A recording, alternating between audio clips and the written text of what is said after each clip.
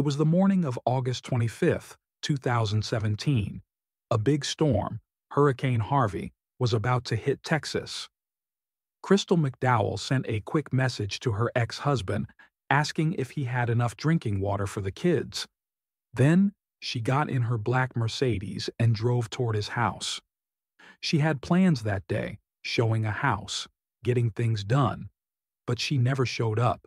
She never answered her phone, and she never came home. As the rain started to fall harder, Crystal seemed to disappear without a trace.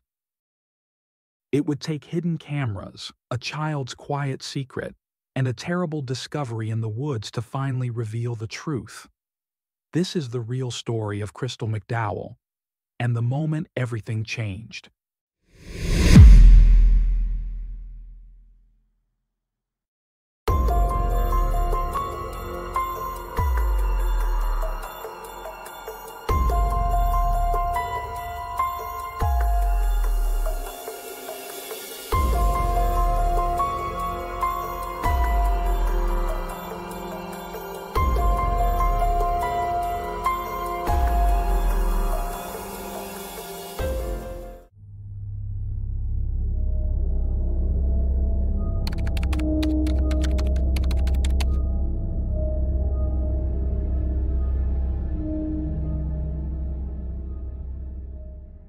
Crystal McDowell was born on October 26, 1979 in Baytown, Texas.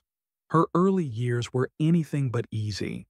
Raised by her parents, Pamela and Anthony, Crystal's childhood was marked by instability. Both struggled with addiction and were unable to provide a stable home. Tragically, by the age of 11, Crystal lost both parents to apparent overdoses within months of each other. Following their deaths, she was taken in by her grandmother and later also raised by her uncle Jeff Walters. Despite the hardships, Crystal was known for her radiant smile, striking blue eyes, and a personality that could light up any room. Driven, upbeat, and adventurous, Crystal became a flight attendant, a job that perfectly suited her spirit. For years she traveled the country, experiencing new places and people. At some point during her journey, Crystal met Stephen Wayne McDowell, a man 7 years her senior. Described as gentle and soft-spoken despite his imposing build, Stephen charmed Crystal. After dating for some time, they married in April 2007. Stephen had a daughter from a previous marriage. He worked as a shipping manager but struggled to maintain steady employment. As a result, Crystal became the primary provider. While she thrived in her career, Stephen remained professionally unstable, creating a noticeable imbalance in the relationship. The couple welcomed 2 children together. Outwardly, their home life seemed harmonious. But behind closed doors, tension grew, particularly around Crystal's frequent travel. Stephen reportedly became increasingly jealous, suspecting her of affairs during her flights, though there was no evidence of infidelity. Friends noted that Crystal cherished her family deeply and prioritized stability, especially given her difficult upbringing. In 2016, Crystal made a life-changing decision. After 15 successful years as a flight attendant, she left the skies behind and joined her family's real estate business. This allowed her to spend more time with her children and provided a sense of permanence. Her uncle Jeff, proud of her decision, welcomed her as part of the 3rd generation in their real estate legacy. Crystal excelled quickly in her new role. Her charm, professionalism, and dedication made her a rising star in the local housing market. However, privately, she confided in close friends that the career change also served a strategic purpose. She believed that being rooted locally would help her secure custody of her children if she and Stephen divorced. By February 2017, the marriage had reached a breaking point. Crystal filed for divorce, citing years of emotional strain. On March 20th, She called 911 to report that Stephen had made threats against her and their children. Authorities treated the situation as a precaution rather than a criminal matter. At that point, there were no custody agreements in place, meaning Stephen still had the legal right to be with his children. Officers tried to reach him, but their efforts were unsuccessful. A few days later, he returned the children, and Crystal decided not to press charges, choosing instead to focus on de-escalating tensions for the sake of their kids. Those close to Crystal say she was doing everything she could to ensure the divorce remained civil. Her goal was always the well-being of her children. Stephen's adult daughter was disturbed by the events and asked her father why he was acting out. He claimed to be enraged over alleged affairs Crystal had during their marriage, accusations that no one in her circle believed to be true. People familiar with the couple agreed the relationship had been toxic for years. Even Stephen's daughter admitted that while she and Crystal got along wonderfully, the marriage had always been volatile. Despite their differences, the divorce, finalized in June 2017, appeared amicable on the surface. In fact, Crystal helped Stephen find and purchase a new home while she worked on renovating her own. However, beneath the appearance of civility, deeper issues lingered. Crystal often asked her family not to mention her plans or outings to Stephen, fearing he would lash out. Even something as innocent as spending time with a friend could trigger him. Although legally divorced, Stephen seemed unable or unwilling to accept reality. His social media activity revealed a disturbing pattern. Shortly after the divorce, he changed his profile photo to an image of a tombstone, then to one of Santa Muerte, before switching back to a picture of him and Crystal. His posts painted the picture of a happy, intact family. Meanwhile, Crystal continued to support Stephen emotionally, checking in with him regularly. He assured her he was coming to terms with the separation and trying to get his life back on track. But his actions told a different story. One of Crystal's aunts noticed that Stephen frequently posted about bringing Crystal coffee in bed and pampering her, as if their relationship was still intact. In a final attempt to maintain a peaceful co-parenting relationship, Crystal planned a cruise with Stephen and the kids, but the closeness only blurred boundaries further. Then, in August 2017, something changed. Crystal, now 37, met Paul, a local jeweler and fellow single parent. Paul was charismatic, driven, and shared Crystal's love for travel and adventure. Their bond was instant, and for the first time in a long while, Crystal felt genuinely happy. Though she told her family about Paul, she asked them to keep it private until she found the right moment to share it with Stephen. Despite being legally divorced, she still feared his reaction. That fear didn't stop her from publicly expressing her joy. On August 23rd, she posted on social media that she had never been this happy and that her heart was full of a joy she never thought possible. "God is so good," she wrote. 2 days later, on August 25th, Hurricane Harvey loomed. Crystal woke up at Paul's house, preparing to face the storm and her responsibilities for the day. At 7:01 a.m., she texted Stephen to ask if he had stocked up on clean water for the kids and informed him she was heading to his house to shelter with them. She planned to visit a property afterward for a showing. Paul's security cameras captured the final known images of Crystal that morning, first in the kitchen, then walking outside in heels and holding her phone as she got into her black Mercedes-Benz. She was never seen again.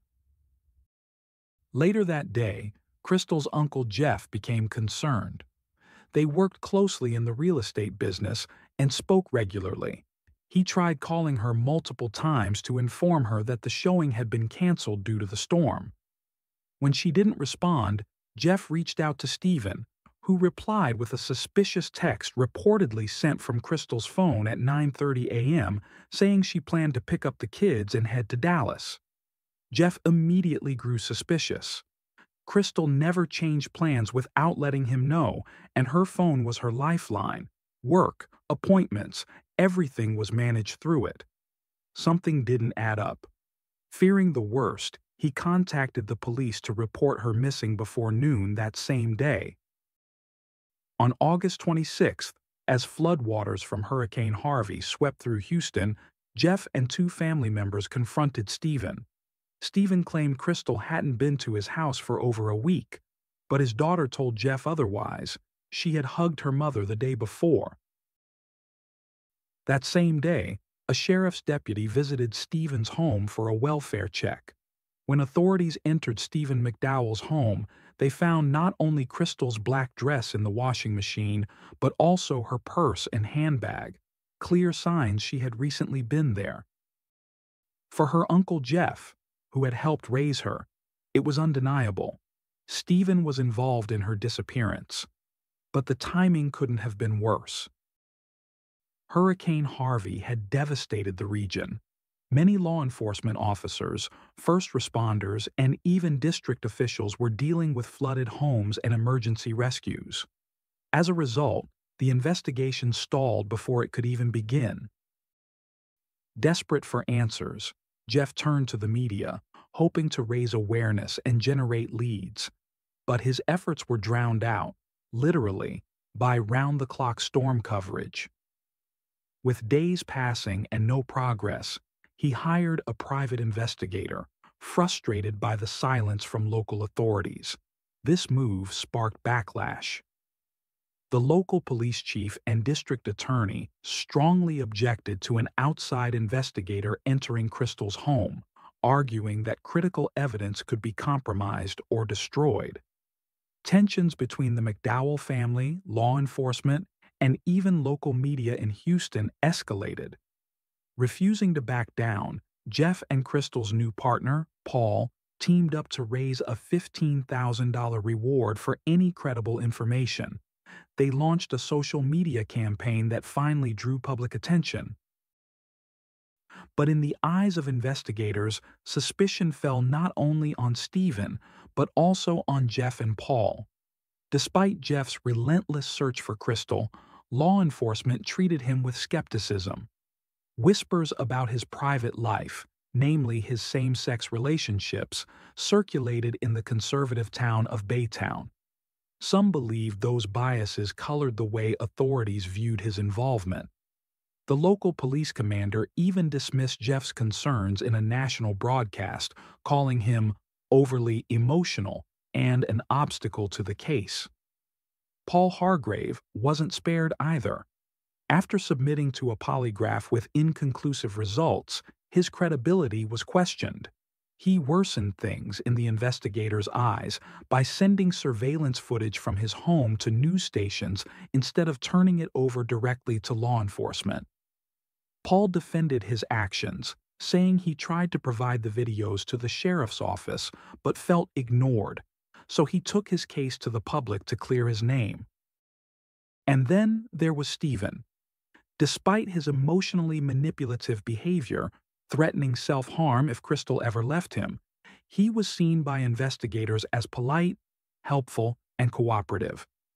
While family and friends described the marriage as deeply unhealthy and marked by control, authorities didn't view Stephen as a potential threat or a man seeking revenge over the divorce. That all began to change on Tuesday, August 29th. As the floodwaters receded, a family friend spotted Crystal's black Mercedes-Benz parked outside a rundown motel, an area flagged during the online campaign. The car doors were unlocked, and the keys sat in the console. Investigators believed it had been staged for theft, but due to the storm's impact, the flooded lot had made the car inaccessible. Surveillance footage from nearby businesses showed Crystal's car entering the motel lot at 6:37 a.m. on August 26, the day she vanished. Just 5 hours later, Stephen was seen on camera at a nearby gas station. He didn't buy gas. Instead, he drove toward the motel, seemingly checking to see if the car remained untouched. Even more chilling, other surveillance captured a hooded figure, matching Stephen's build, riding a bicycle through the rain near the motel that same morning. The clues were adding up, and for the first time, all eyes turned to Stephen, not as a grieving ex-husband, but as a potential suspect in a case that had stayed quiet for far too long. The investigation took a dramatic turn when surveillance footage from a Walmart located just across the highway from the motel where Crystal's car was found showed a man resembling Stephen McDowell purchasing a bicycle early on the morning of August 26, 2017. He paid in cash, and the timing aligned perfectly with the sighting of a hooded figure on a bike near the scene. Despite this damning evidence, Stephen denied any involvement in Crystal's disappearance. Authorities, citing a lack of direct proof, allowed him to return home with his children. Crystal's family was outraged. Jeff, her uncle, reminded the district attorney that Crystal had previously filed a report stating Stephen had threatened to harm their children if she ever left him. To Jeff, the man's mental and emotional instability was undeniable. It wasn't until September 8th, nearly 2 weeks after she vanished, that the district attorney finally intervened. The children were placed in protective custody, and Stephen was brought in for questioning. Yet even then, Stephen dictated the terms. He asked to return home for one final night, to put things in order, and promised to confess the next morning. Jeff and other loved ones were furious. They believed this unsupervised time could give Stephen an opportunity to take his own life and escape justice. But on September 9th, 2017, Stephen kept his word. He returned to the station and confessed. He told investigators that during a heated argument, Crystal informed him she was taking her new boyfriend, Paul, on an upcoming family trip, and not him. She had just returned from spending time with Paul, which enraged Stephen. As their children slept upstairs, he attacked her from behind and strangled her to death. After the murder, Stephen wrapped her body in a blanket, placed it in the trunk of his car, and before sunrise, drove to a wooded area near his home where he disposed of her remains. Even with the confession, Stephen refused to disclose the location of the body unless prosecutors agreed not to seek the death penalty. Given the damage caused by Hurricane Harvey and the time that had passed, authorities feared the body would be impossible to locate without his help. They agreed to the deal. Later that day, Stephen led authorities to a remote, overgrown area. Crystal's remains were found in an advanced state of decomposition. Stephen McDowell, then 44, was charged with first-degree murder. Bail was set at $500,000, which he was unable to pay. Beyond the jealousy and rage, the case revealed a more sobering truth. Without Crystal, Stephen had no means of financial support for himself or his children. Justice, however, moved slowly. The trial didn't begin until June 2019. During that time, Stephen showed no remorse. In court, he attempted to portray himself as a broken man, claiming he acted in a sudden fit of passion, a legal strategy in Texas that, if accepted, could drastically reduce his sentence. He even alleged that Crystal's death resulted from a consensual encounter gone wrong.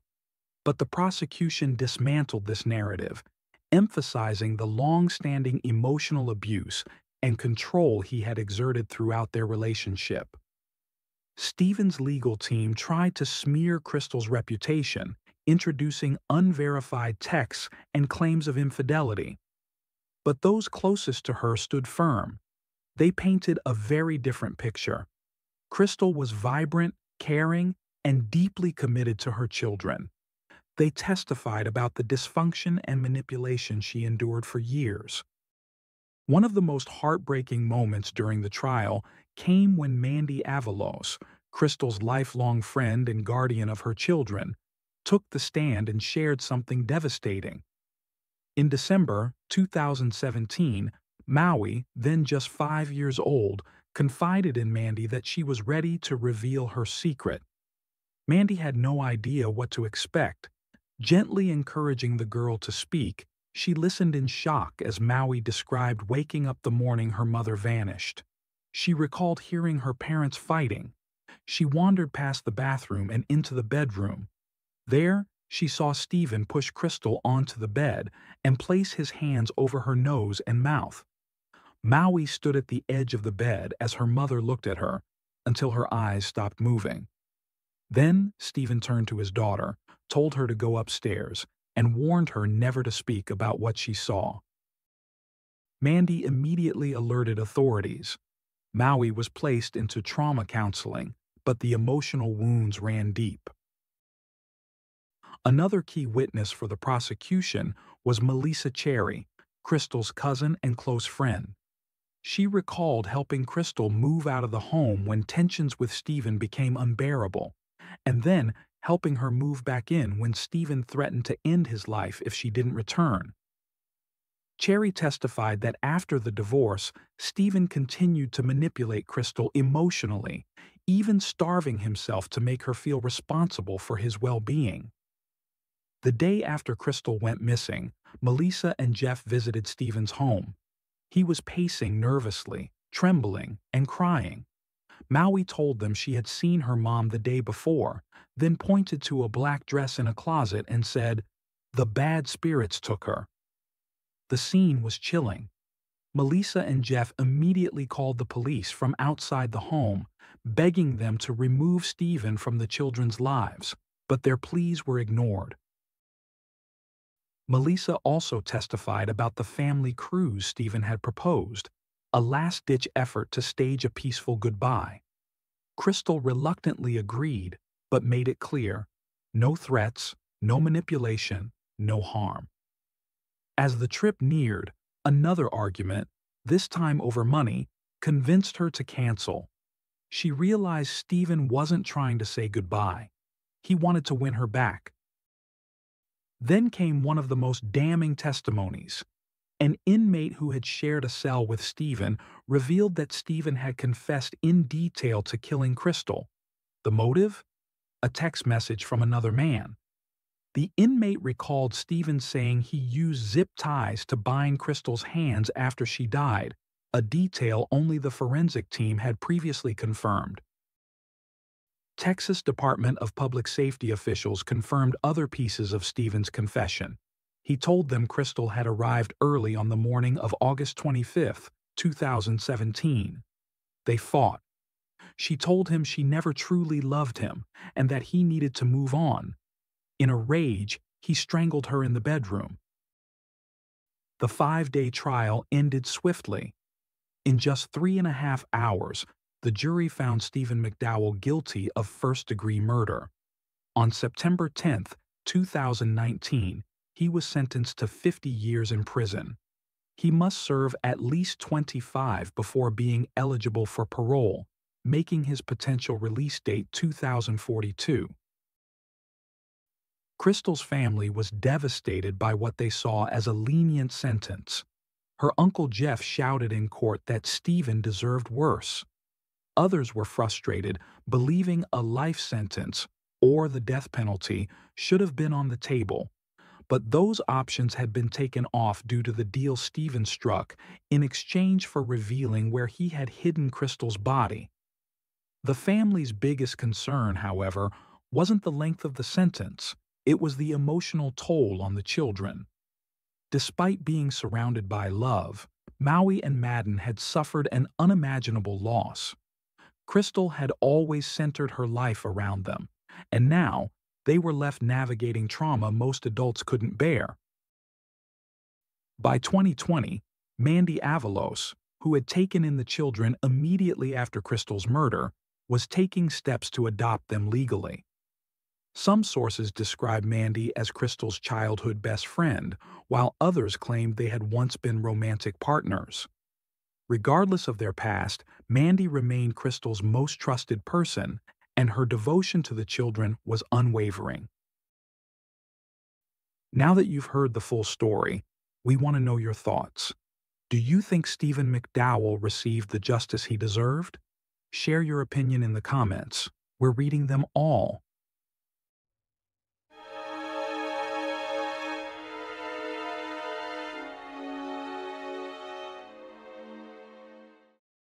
Thanks for tuning in to Unreal True Crime.